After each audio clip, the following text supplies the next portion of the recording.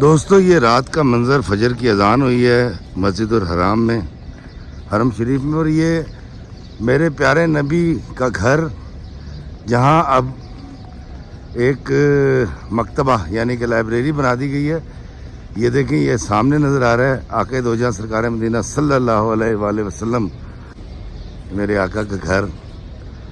और जब आप इस तरफ जाएं तो बिल्कुल इस घर के आइन सामने तकरीबन 1-1.5 फरलांग के फासले पर ये जो आप दरख्त देख रहे हैं, इसके अहाते में ये घर यहाँ से लेकर पीछे तक था। मैं आपको वो भी दिखाता हूँ। यहाँ बीबी खतीजा तुल कुबरा रज़ी अल्लाह ताला अन्हा जो है, ये उनका घर था और ये काफ़ी बड़ा घर था।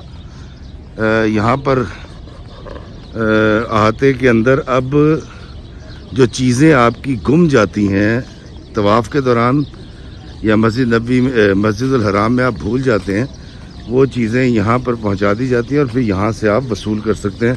میں آپ کو دکھاتا ہوں کہ یہ گھر کیسا دکھتا ہے۔